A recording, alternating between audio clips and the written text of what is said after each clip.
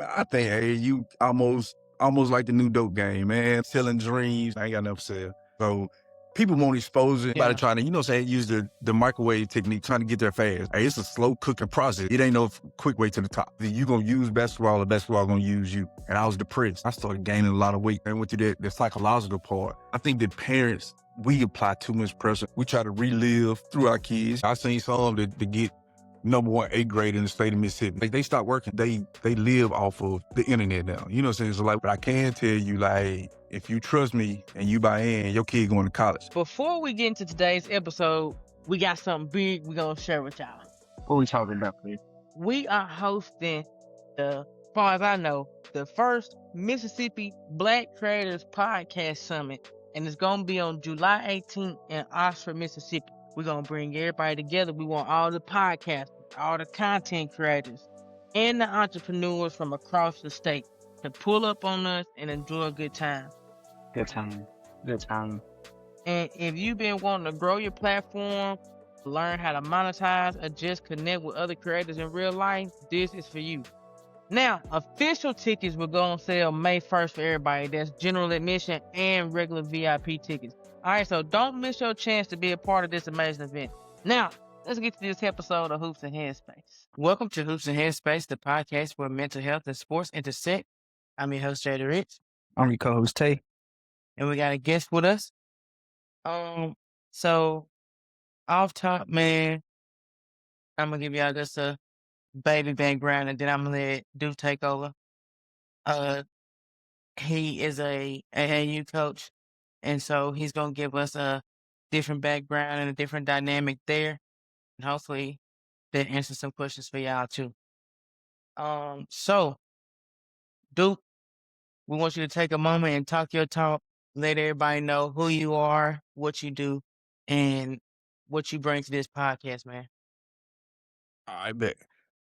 Man, I'm Coach Duke. Man, I'm from a small town, Calhoun City. I played ball pop for a long time there. I blew my knee out, you know what I'm saying? Couldn't get to the next level like I thought I was. I didn't take my grades serious, you know what I'm saying? So college, hey, that was over with. So hey, I had to refocus and revamp everything. So I started my nonprofit and got my education stuff together, got all that done. And man, they just kind of bring me to where I'm at now, like, helping young men and young women take their grades serious and getting to the next level. For sure. I like that. Yeah. And so what was your mission behind the Mississippi Rising Stars when you started that? What was your thoughts with that?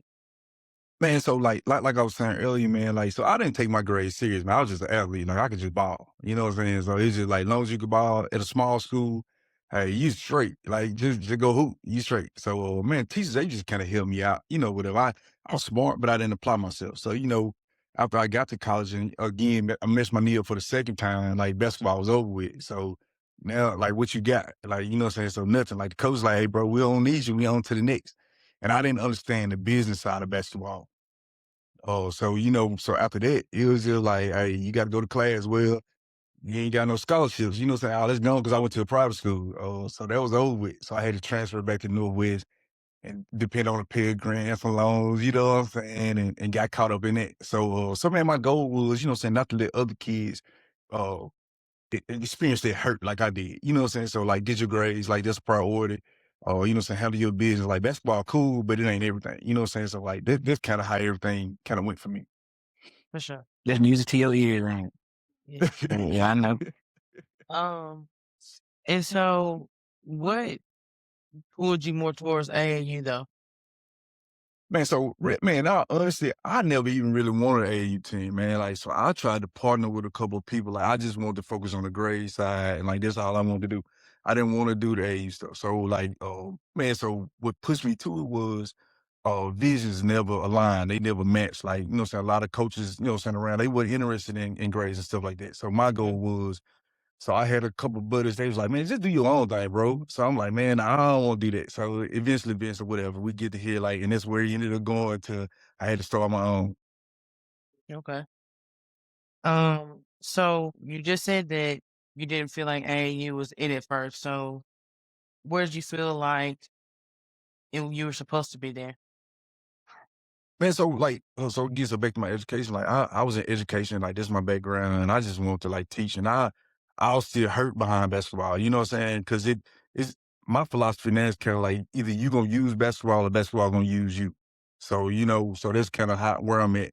And I was hurt. You know what I'm saying? So like even like when I missed my knee or whatever, like I started gaining a lot of weight because I couldn't play no more, and I was depressed. And you know what I'm saying? Went through the psychological part, and man, so like that's just kind of how it evolved for me. Like that's where I'm at with it. What you do to your knee? I tore my ACL Uh, Right or trying to left? dunk on somebody. Left. Right. And left knees ain't no good. Trying to tell you, no good. This been a rough day for me going through all this back over again. So yeah, Yeah, I yeah, get emotional talking about this stuff, man. yeah, for sure, for sure. Yeah. And so, just in your opinion, dude, who do you think benefits from AAU, and who do you think it kind of fails? I I think the beneficial side is gonna be for your more aggressive kids, like the dogs. Like I think it benefits them because they stand out on the court. And I think the ones that get hurt behind it is your good kids, like that do everything right, you know what I'm saying, and they play team ball. I think they get hurt. That's my opinion. That's what I think. And so, just elaborate on that more. Like, why do you think those fundamental good team players don't benefit, or at the AAU system fails them? I think because they do everything right, and a fundamental basketball player, they don't really stand out. You know what I'm saying? If a coach is watching one game, that fundamental player, he don't stand out or she don't stand out like that. It's that dog that got the grit and the grind to go take something. I think those kids the ones that really stand out. That's just my opinion though. Yeah, Yeah, them hoopers, as you like to Yeah, say. yeah, the bucket getters. Yeah, yeah. yeah, yeah, for sure. Um, and so if that's the case, dude, if we saying that AAU benefits those dogs, those bucket getters, what age do you think AAU is actually helpful then? And so my philosophy is I think they ought to start getting started about fourth, fifth grade. I think they need to be started because man, like I think my personal opinion, North Mississippi on the rise. So like, hey, so seventh grade, you kind of done waited too late. Like you behind the A-ball. And then in North Mississippi, like everybody trying to play multiple sports. So you ain't really, you know what I'm saying, creating no skills and nothing. So I think fourth, fifth grade. That's just me. Yeah, yeah, Why you think fourth, fifth grade? Like, I, I think because I think you can see, you know what I'm saying, more early. I think, yeah, you know what I'm saying, you can see what kid can do what at an earlier age. Like, so like with us, like everybody don't get taught everything. Like, you know what I'm saying, I don't teach all my kids crossovers and all this stuff. You know what I'm saying? I find out what you good at and we kind of, you know what I'm saying, we kind of push you that direction. okay, for sure. So how do you personally define development for young athletes? Because, you know what I'm saying, what's your actual philosophy on that? So first off, what we do is like we got a test. Like we do we find out how do kids learn. Like, you know what I'm saying? Like some kids you know what I'm saying, they some can hear, Auditory, some can do. kinesthetic. Yeah. Yeah. So that's what we do. We run that test and you know what I'm saying, we see so that way we know how to communicate with you. You know what I'm saying? So before we do anything, we want to be able to communicate. You know what I'm saying? So like even with my coaches, I do the same thing with them. So like I got one coach, like we call him drill sergeant. You know what I'm saying? Shout out to Rome. But he's aggressive, like he's super aggressive, you know what I'm saying? So a kid that's not so aggressive is no use to me putting him with them because it's gonna be a shutdown. You know what I'm saying? So that's why we start kind of like that. I like I that like that too. You getting to know coaches and players, Yeah. right? Yeah, I like that a lot. because, like he said, and we say, and just people in athletics in general, you have to have that right dynamic, that right coaches player dynamic, Yeah. in order Yeah. for everything to work. Hmm. That even trickles down to the parents. You know what I'm saying? For y'all to have that whole dynamic. So Hmm. it's almost like college style where they not necessarily that they pick, but in the background they do because when y'all pick for them, you match them with the right one. But I Right, like right, that because it's intentional. Yeah. right. Yeah, commend you for that, man. That's dope. Appreciate that, bro. Yes, sir. So now let me ask you this, and again, it's your opinion. Is exposure being prioritized over skill and fundamental then? Because we was talking about that dog. I think so. I think exposure is definitely, over the skills and development. I think so. Everybody Yeah, trying to, use the microwave technique, trying to get there fast. Like, hey, but basketball, football, whatever sport, hey, it's a slow cooking process. Like, it's a long, hard, drawn out process. It ain't no quick way to the top. It ain't. yeah. That slow grind. Yep. You got to. Yeah.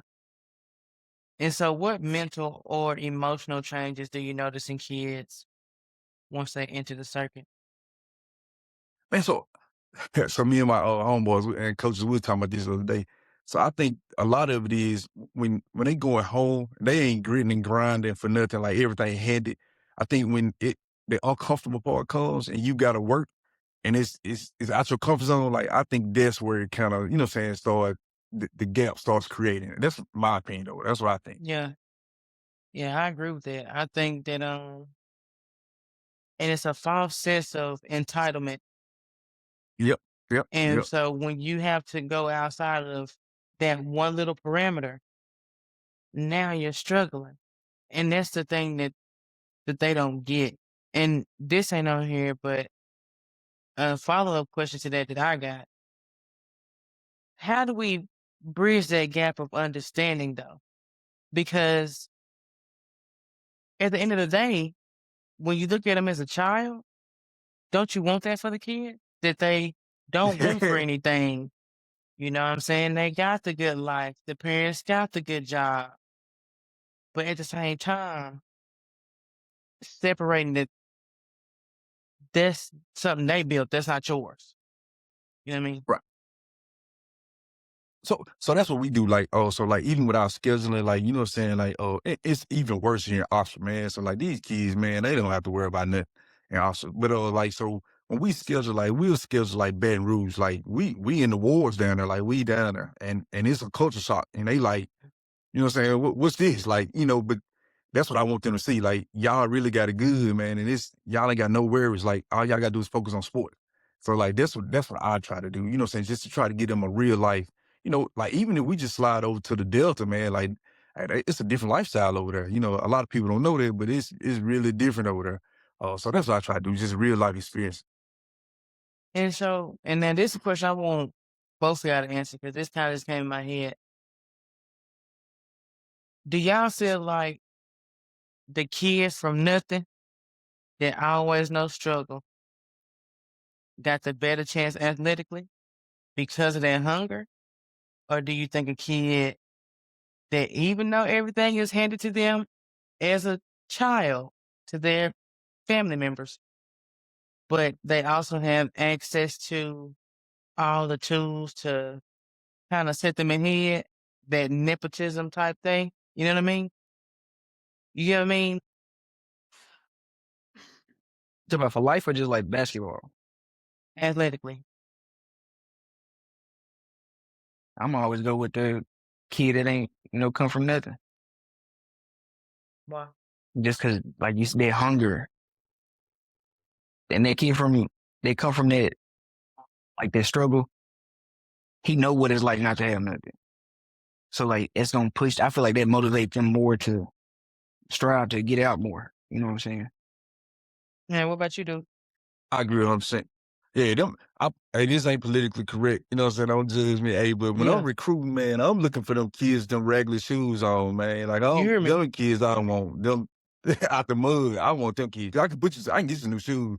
You know what I'm saying? The ones that might not have nothing to eat that night. Them the kids I like, man, because they going to go hard and they going to run to a wall for you. I love them type of kids. That's just me. You know what I'm saying? So, I feel like they more mentally tough. So like when it comes to a yeah, for tough sure. situation, especially in a game, they better mentally. Like you said, the ones that come from I that, they agree. ain't never been in that uncomfortable situation. Hey, it gets spooky now. It gets For sure. spooky. For sure. I agree with Yeah, that. yeah. Now, like I said, yeah. Now, for me personally, yeah, give me that. But on the other side, though, Sometimes you'll catch a gym like that where you have them kids Oh, that for sure. are, Sure. you know what I'm saying? Yeah, and I like them too. But it's a For different sure. type of dog, I guess. It's still a dog, just different type. You know what I'm saying? Yeah. I was just wondering what y'all thought about that. But Yeah. um, so how do like the constant comparisons, the rankings, the offers, the social media impact the players? Because that happens a lot more with AAU. Because again, you got that hype, them dogs, them scores. You know what I mean? Man, I think there's a false sense of success. That's me. Because like, hey, like North Mississippi basketball is different from Arkansas, Memphis, you know what I'm saying, Alabama, Atlanta. It's different. Just because you're good in North Mississippi, that don't mean it's gonna translate, you know what I'm saying? That's me. And I see a lot of the rankings and kids caught up on it and they stop working as hard. And then I see some kids that don't get in the rankings and they start working hard. So it's an equal balance, but I try not to get caught up in that. I try not to let my kids get caught up in that either. Yeah. So, and just to even deepen that, like, have you ever dealt with any players that you saw it affect them in a certain way mentally? Yeah, on both ends, on both ends. Like I seen some that get number one eighth grade in the state of Mississippi, you know what I'm saying, or number two or top five, whatever the case may be. And they don't work. Like they stop working. They feel like, hey, I could tell you when I'm coming to practice or when I'm not coming to practice. Like, you know what I'm saying? Like they got a system, like they important, they entitled, you know what I'm saying? But then on the flip side, I got kids that probably ain't in the top 500 and they come in and they working their butt off. So yeah. And have you like noticed anything like mentally? I mean, because that's, that's physical, that's the grind of it. But like, have you seen it affect hmm them mentally in a way? I think a lot of kids they start tucking their tail off that. You know what I'm saying? They live off of the internet now. You know what I'm saying? So like we didn't have that growing up as much like as they did. But I think they live off of that. And I think it do, you know what I'm saying, it do hurt. And they start, you know what I'm saying, just laying down mentally like I can't do this or this ain't for me because it's not easy and comfortable. Yeah. I feel like the difference with how we was raising kids now, like we were just raised to survive. You know what I'm saying? And now there's so much, they feel like they entitled to everything. You can't say nothing to them. Like we can take Mm-hmm. criticism, and I feel like that. I feel like I feel like they're better skill wise than us, but like mentally tough. Like For nah, sure. they not. They not messing with us. Oh yeah. Yeah, I agree. I agree with that. And like you said, it's that sense of entitlement. And that's why I also said, I guess it's almost me trying to work on changing my lens when they go back to looking for that different type of dog, because in this era, that's what's kind of coming as a predominant thing. Was the struggle dog it? Yeah. But now, if you can find that kid that at least got a couple traits of a struggle dog, you know, in there, there's that's dog enough in this era.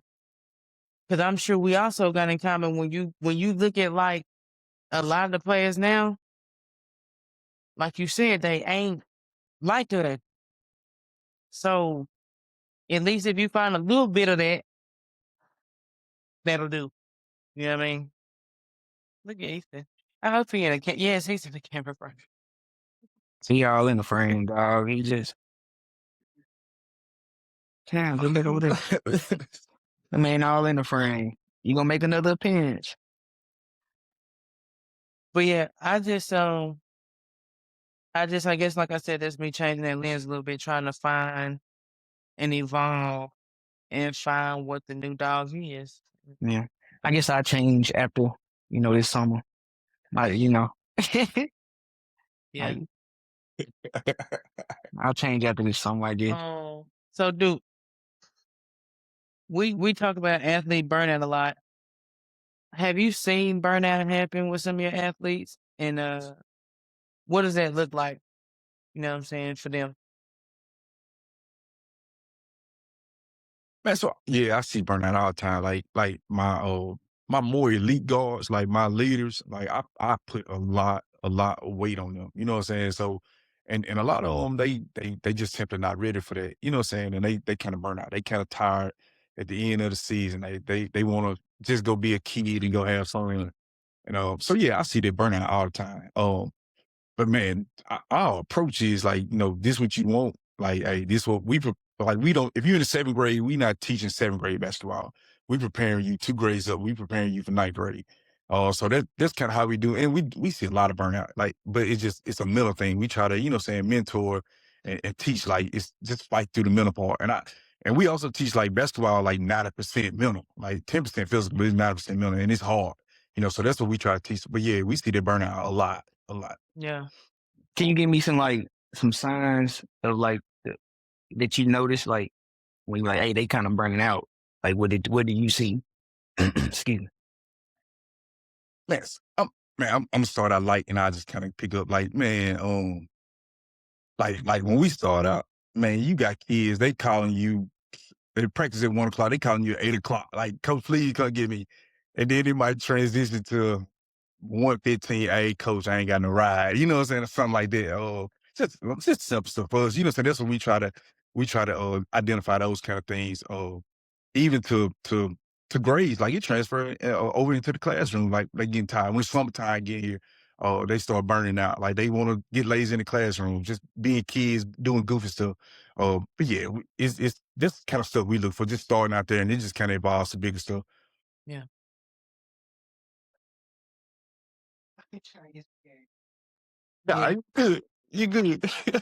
Um, and how do parents sometimes unintentionally add pressure or add onto their mental load? Man, I think that's the worst pressure, man. Like, and I'm gonna talk about me on that one. You know what I'm saying? Because like I put a lot of pressure on my son, because I was a decent athlete. You know what I'm saying? So I put a lot of pressure on him. I think that parents, we apply too much pressure, and sometimes us parents, we try to relive through our kids. You know what I'm saying? Guilty, not guilty. Whatever the case may be. Like, it just comes with territory. So I think the parents are the worst. Trying to push their kids to be so much so fast. Like you got fifth grade kids talking about going pro, like pro. We barely doing crossovers. You know what I'm saying? You talking about going to the league already. But I think parents, you know what I'm saying, the worst ones in that. And then, so let me ask you this, and you can answer as personally as you want to. Like in my mind, I feel like I would think if I had a kid and I was decent in basketball, like you gotta be like, and it's almost personal, like you know what I'm saying? Because how can I walk around with the accolades I got, and here you are? You know what I'm saying? So how do you like keep yourself kind of checked on that, grounded on that, like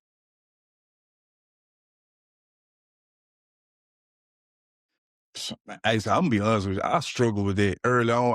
I really struggle with it because I'm like, hey, bro, you got my DNA, you got my pedigree. Like you supposed to be like that.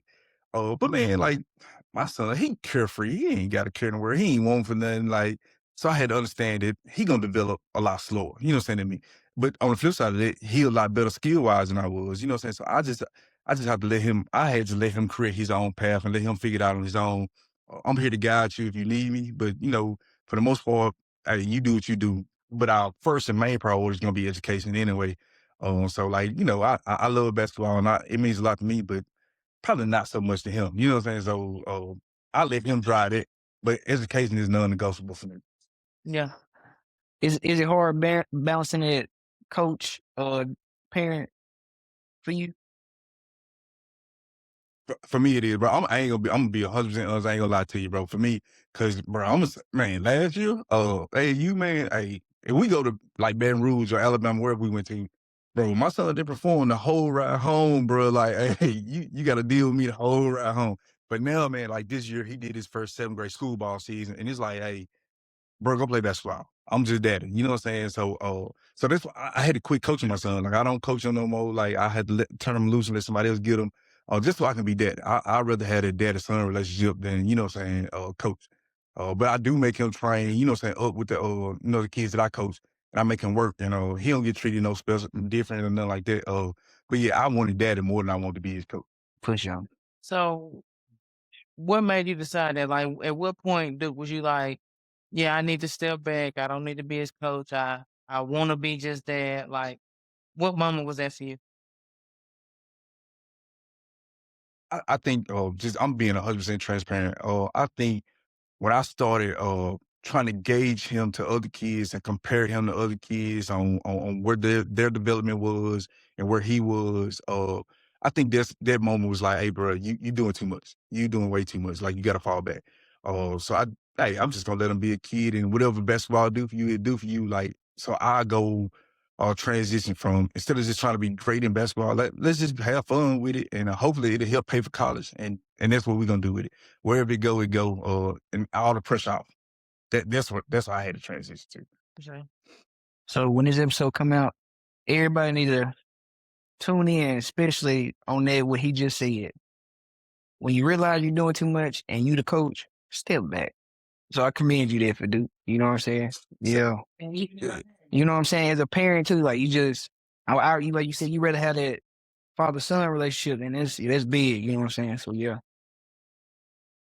And has that helped him, Duke? Like, have you seen an improvement in him, especially mentally, since you've made that switch? For sure. I think so. I think he really took off. Like with me, he kind of plateaued because he was like, oh, here you go again. You know what I'm saying? So like my homeboy, I'll tell you about Big Wrong Drill Sergeant. Man, I let him have him. Like, hey, do your thing, bro. And I trust him with, you know what I'm saying, my son. It's like my brother, so I trust him. And I seen him gradually start taking hikes, you know what I'm saying? And I could just be that. Well, even if practice is rough and it's hard, it's uncomfortable, he cry, whatever the case may be. Hey, come on, man, we can fix it. Like, I could be daddy. Like that, and I do the same thing to his son, you know what I'm saying? So it works out. It's good cop, bad cop. That's what we do. Yeah. For sure. And now, quick pause right quick. We got something else we got to tell y'all about, man. So, we just kicked off our Hoops and Headspace Academy pilot. All right? Yeah. And that pilot group is focused entirely on the mental side of basketball. It's a virtual training where we focus on confidence, handling pressure, and staying sharp on and off that court mentally, man. That's what we doing on there. And you can join from anywhere because it's online. There you go. It's online. And it's just for players. We online right now, ain't it? Online. Yeah, wait. It's online. Look, he old. Yeah. Online. Online. Yeah. Anyway, and it's just for those players who really want to level up that mindset in their game. Now, that pilot group is full, but the full academy will officially begin this summer. So stay tuned for that info and those reviews from that pilot group so you can be ready to join that summer group. All right, man, we done talking. I'm gonna let y'all get back to the episode. What you think, man? See y'all in a minute. Normally, I'm not on the parent side, so I think they're gonna like me today. You got a lot of climbing to do. Slow your roll. Slow your roll. Slow your roll. Well, today I'm going to take a step forward. 2026, I'm taking a step forward. That's big, you know, D flowers. So boom. But you got a lot of climbing to do. A lot of climbing. Yeah. I'm on my way. So let's talk about the money, man. Why has AAU become so expensive? Man, how transparent y'all want to be? Like, you know what I'm saying? Like, 100,000 million. Hey, so man, I wrote this in my notes earlier, man. I said, I'm like, I ain't gonna say that, but I'm gonna keep it a book. If I'm being 100% honest, man, I think, and this is not politically correct, you know what I'm saying? But I'm just gonna be me. Man, I think, hey, you almost like the new dope game, man. Like it's like it's a hustle, man. So people want exposure, and other people trying to sell it to them. They selling dreams and whatever case may be. So they taking kids to New York, Florida, it's Arizona, whatever the case may be, and I think that's why the price going up. So I don't think it's it has to be that expensive, but I think everybody chasing that microwave dream, trying to get it real fast. So I think that's me. Yeah. What you think, Jada? I agree with Duke. And then on top of that, instead of the people that host the tournaments that are already going to make money anyway, you are going to make money anyway. If you have 30 teams plus their parents and stuff, plus concessions, you're going to make money. Who are you paying? The referees and the venue. You're charging for parking. You're charging, as an AAU coach, I've been charged they attempted, Duke, but I was not going to charge me to play in the tournament and turn around and pay them to park this van. No, sir. You better deduct that out of whatever I just gave you. Pay you for that and pay you for the tournament. Then you charging my parents to park, and they already had to pay, you know what I'm saying, for the kids to do this and uniforms and this, and the third. Then the concession stand is like the NBA. You can get nachos for $10. And so stack that on top of coaches that you have, because it's been done to me as a AAU player. I've seen other coaches do it. Overcharge for this tournament because of the hotel fees and the this, and the third, and da-da-da-da-da. And now, they pocket some of this because this didn't cost this. And like Duke said, now we're taking them to the ones that, well, this is the exposure tournament here. Everybody's going to be there. And I'm not going to name no names or nothing when I say this. And like he said, selling a dream. You got some AAU coaches that a dog is a dog. That kid is going to get it out the mud regardless. Now, do they need a support system? Yes. Necessarily need you? No. Okay, you with me? Now, you got some AAU coaches that sit here and act like they God's gift to AAU basketball. This kid got this offer. This kid got that offer. They were projected to do that whether they were going to play with you this summer or not. You didn't do that. But you portray yourself like, oh, if your child plays with me tomorrow, they're going to be like so. Yeah, man. So it's a mix of what Duke said. No, it's exactly what he said. Everybody's selling dreams from the venue to some of the coaches. You know what I'm saying? Yeah. Selling pipe dreams, man. We had a nerve. Yeah. We had a nerve today, didn't we? Yeah, that one was my question of the whole segment. Yeah. Fair precision. I'm glad I got that off my chest, yeah. But anyway, man. Yeah, Duke, I agree with you on that though, man. That money game. So how do you separate them programs, the ones that are truly trying to develop kids and then the ones that are chasing profit? How you separate? If you're talking to parents and you're trying to get, steer them towards the right team.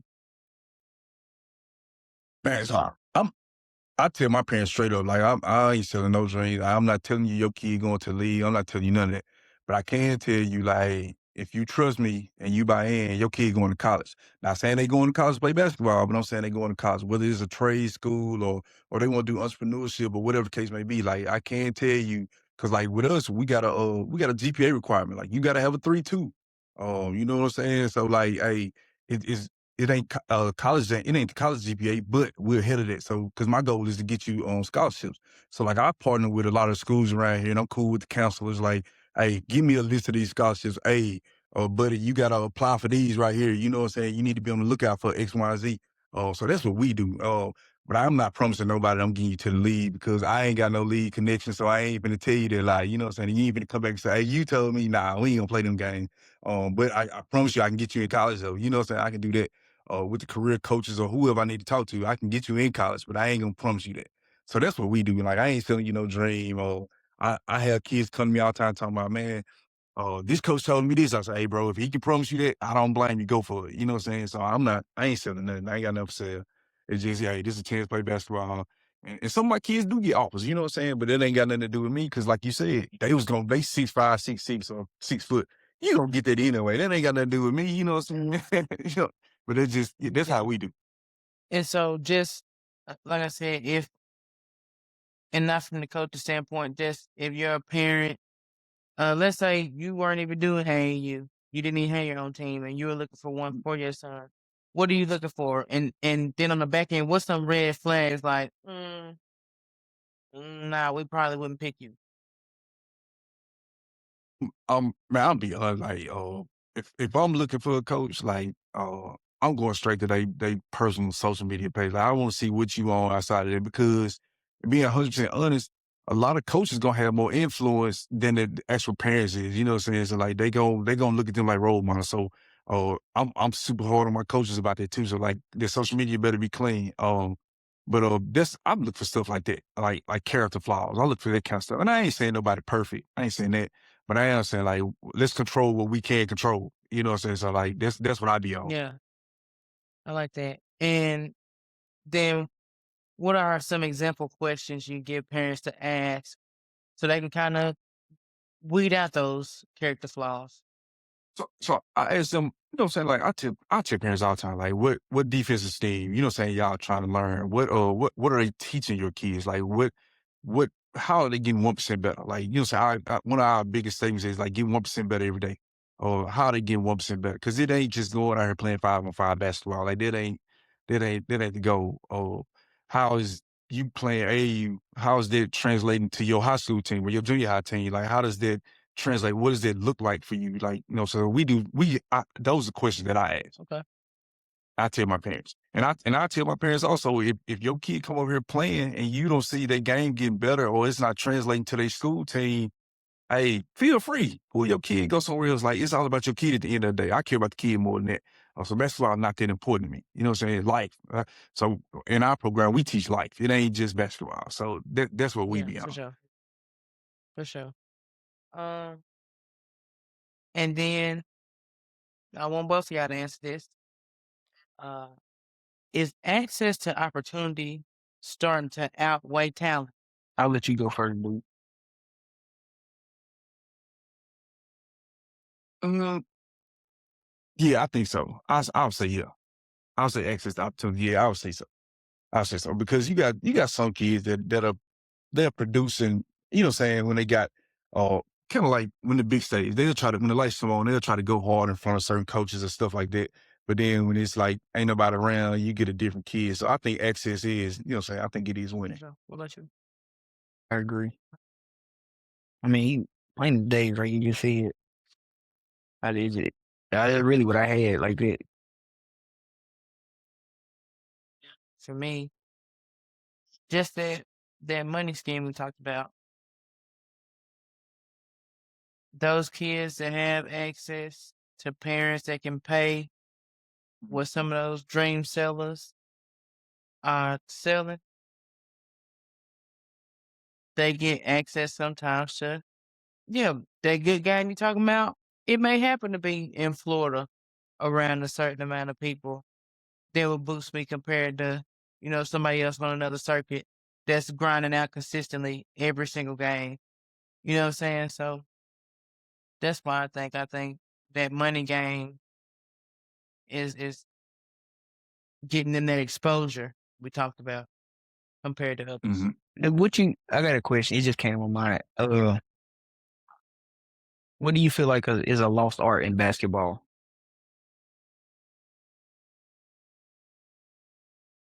I'll say the post. I'll Say that say the again, post. dude.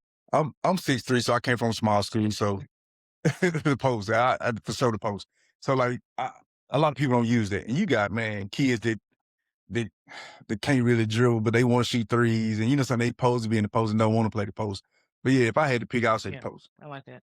That's a good answer. I know you do. Good answer. Good answer. So, what responsibility do AAU coaches have beyond wins and exposure there? Step on some toes now. my opinion is, man, I think my opinion, man, I think it's supposed to be, man, like a extra set of parents, a guidance counselor, like a mentor, like, I think they're supposed to cover all that. Like, even with us, like, I know a lot of people don't agree, but we even like we talk about the spiritual side of basketball. Like, we have team meetings, like we gonna huddle up, we gonna pray, like we gonna do all of that. So like you might not get God, saying at home, but you come pick up the basketball, you gonna get a little bit of, saying. So I'm not saying if it's right or wrong, but I'm just saying what we do. But I try to cover everything. Like, saying, like, we're gonna mentor, like we're gonna talk about them grades, and you mess up and bring a C, a D, a F in our jail, like it's an issue. You know what I'm saying? Like we own that. But that's Yeah, what we for do. sure. Yeah. Um, and how do you and your coaches, how do y'all personally support players' confidence, identity, and especially their mental health? Man, so like again back to our learning styles, like saying how we communicate with them. Oh man, but like hey, me and my coaches will load up the truck and we're gonna pull up at a game. Like, hey, we go, saying like, and even in basketball, like we preach all the time, like you gonna go through slumps, like you gonna go through stuff. Bro, we here outside of basketball. It ain't got nothing to do with basketball. Like you just need somebody to talk to. You need somebody to work out with. You need somebody to go to the park and just scream, yell, whatever you need to do. Like we on it. Like we gonna pull up and check on you. Like we have kids, like if a parent or sibling or cousin or whoever, whatever case may be, or pass or whatever, like we come into the funeral, man. Like we here for you outside of just basketball. Like we gonna pull up every area of life. Like we have kids that, hey, coach, can you come to church with us? Like, and don't necessarily look like us, you know what I'm saying? But yeah, come on, you want me to come? I'm there. Like, you know what I'm saying? Well, like we do this. So every area of life, like I we love there. it. We there. Yeah, I love it.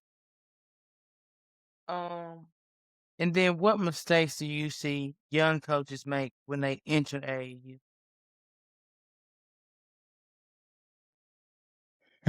uh I think my personal opinion again, trying to run a lot of six, man. Like AAU basketball, you not running a lot of plays. It just don't work in AAU. I see coaches trying to, saying they want to come down and run horn sets every time. Like it just don't work. Or they come in, they trying to be super strict. Like I make my coaches understand, like some kids you can be hard on, you can be tough on, but other kids, you can't do that to them. They gonna shut down. So I think just understanding the personnel on the Yeah, team, and running a lot of plays. That's what I think. I like that. But dude, if you could redesign AAU from scratch, what would you change? Man, my biggest one would be the reclass. Man, I'm so tired of 10th graders playing against 8th graders, man. You know what I'm saying? So if I could change that part, Man, man, that would be, you know what I'm saying? That would be what I would do. and since we on that, like it might not, change no setups or nothing, but we talk about mental health. Speak on how much that affects the mental though. When you have like an 8th grader that has to sit here and play 4 quarters against this experienced 10th grader.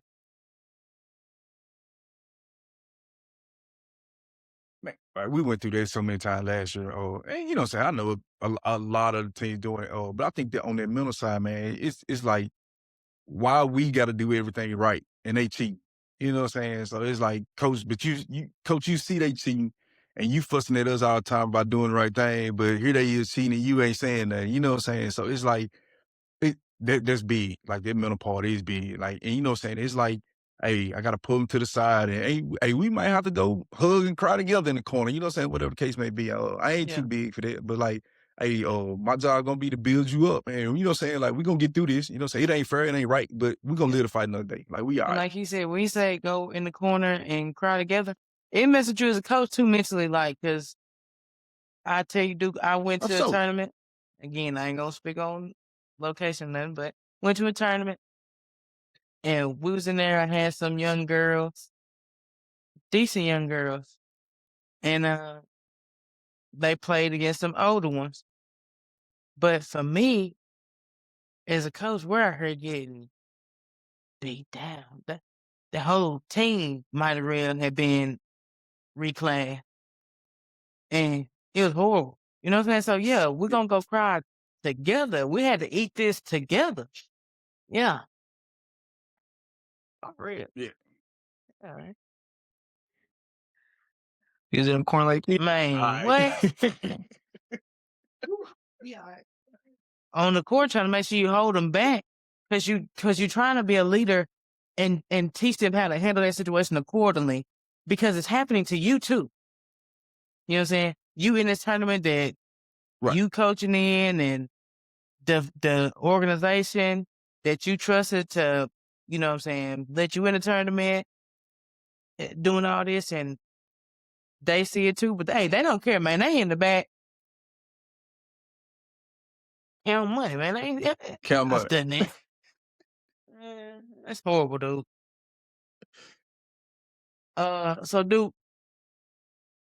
So what does healthy AAU look like mentally, emotionally, and financially? Man, so like on the mental side, man, so what we do is we create a family environment. And I know everybody family ain't, you know what I'm saying, up to par. So, you know what I'm saying? So we try to create the healthy family environment. Hey man, if you got an issue with me, just cause I'm the director don't mean I'm always right. You know what I'm saying? Like I'm wrong too. So I try to give my kids a place to open their mouth and talk. Hey coach, I don't like this. I ain't feeling this. You can say whatever. I tell all of them, you can say whatever you want to say. Just be respectful. You know what I'm saying? I'm gonna respect you, you respect me. You can say whatever you want to say. But yeah, I try to, you know what I'm saying, like we try to build for the future, like, you know what I'm saying, responsibility, accountability, for like my 8th graders and up. I'm not talking to no parents for the most part, you know what I'm saying, unless it's something financially. Then I deal with the parents. But it's like scheduling like practice and stuff like that. I ain't talking to parents about that. It's your responsibility to talk to your parents about, because if you want to go to the movies, you're gonna open your mouth and say something. So we shift that accountability and responsibility over there like that. But like on the financial side, man, so like we've gotten a lot of opportunities to partner with a lot of people, but I had to turn them down because it might work for some of my parents, but it don't work for all my parents. And like, especially for my kids that we say they like get it out the mud, it don't work for them. So a lot of opportunities I had to walk away from because I can't lead these kids, you know what I'm saying, out here by themselves like that, because they done came to me and I'm kind of like they separate now. So I can't just walk away from them like that. So, man, so I try to do what's best for the organization, not what's best for me. It ain't always comfortable, it ain't always fun, but that's what I try to do, and that's how I try to make it, like a healthy environment. Yeah. That's what I do. Um. So, what advice would you give young athletes chasing them scholarships and those dreams? Man, so I preach it all the time. Like we're gonna get our education first because, and I say that because if you get the opportunity to go to your dream school, whatever case that may be, your parents need to get a return on that investment. So like let's get the athletics, I mean the academics right. Let's do that, and then we'll focus on the athletics. Just simply because like I try to put my kids on. Hey man, if you get 50,000 is just a rough number. You get $50,000 worth of scholarships. Hey, you can go buy a brand new car, and your folks ain't. You know what I'm saying? It ain't costing your folks nothing. You earn it. You know, so that's how I do it. That's my approach. So, and then last thing we gotta do, when your players are grown and they're done with basketball, what do you hope they remember about playing for you? Man, I hope that you know. So I get it a lot. Oh man, that he really cared about it. Like he sacrificed was, you know what I'm saying, and most importantly, like I use the basketball to, you know what I'm saying, further their relationship with God. Like that's what I really hope, you know what I'm saying, they could take away from that. For sure, man. I live it. I live it. And I like it because your organization is rare. Now, we talked about that pyramid scheme and how AAU can be that sometimes, or parents and athletes can get trapped in that. And so for you to have a pure organic organization that's truly there for the kids and their betterment, that's awesome, dude. I love it. So I agree, man. I commend you on it. Keep appreciate it, going. dog. Appreciate it. But we'll see y'all For this sure, man. summer. Take it easy on them, man. All right, dude. So before we get up out of here, this is your farewell, talk your talk moment. This is where you step on toes if you want to. Let folks know what you want them to know. And just give yourself some flour, man. So, dude, go ahead and talk your talk, man. First off, man, hey, whole Lido organization, hey, y'all got steals, man. You know what I'm saying? Nah, for real though, man. Hey, it's gonna be fun, man, bro. I'm looking forward to playing y'all, man. It's so much talent around here, man. I'm looking forward to it, man. Like, I don't think we better than nobody, and I don't think nobody better than us. I think it's at the end of the day, it's about the kids, man. So if I can help y'all kids get on, bro, like I put them on, man. So I'll tell all the kids, all the coaches, all the parents that's watching, hey man, go visit those counselors at the school, man. There's free money up there. They not gonna call you and give it to you. You gotta go get it. You gotta go ask about it. Like, you know what I'm saying? So my goal is all these kids in North Mississippi, wherever they, you know what I'm saying, that I come in contact with, man. So yeah, man, put y'all kids in the best position to get to college, man. So like, you know what I'm saying? Again, I don't think I'm better than nobody better than me, but again, man, put y'all kids in position to get to college. You know what I'm saying? Even if it's a trade school, entrepreneurship, whatever the case may be, put them in position. But yeah, that's it. That's me, man. I'm real soft spoken. I ain't got a whole lot to say, you know what I'm saying? So that's Hey, it for man, me, I Jay. think you did great. Yeah, throughout the Appreciate whole that. interview, man. And I want y'all as a disclaimer to understand that none of us are knocking AAU. I played it. I'm sure Duke played it. Tay, you played it. Right. We're just telling you to be careful and make the right selection that's beneficial to you and your athlete. That's all we're saying. Because there are people out there That's it. that they don't got your best interest in mind. As you say, this is an informative episode. That's what he's looking for. Yeah. But, yeah, man. But again, Duke, we do appreciate you coming on, man, for real. This is Hoops and Headspace, that podcast where mental health and sports intersect. And we up out of here, man. We appreciate you, Duke. Hold on, don't leave yet. Don't leave yet. Don't leave yet. Stay right there Stay right there. before we roll the credits. Look, a couple things before we go. All right. What's that? First, don't forget the Mississippi Black Creators Podcast Summit is going to be July the 18th. And We're gonna play right here. Yep, bam. And I'll it's be right in there. Oxford, Mississippi. And it's your Oxford? chance. Yeah, Oxford.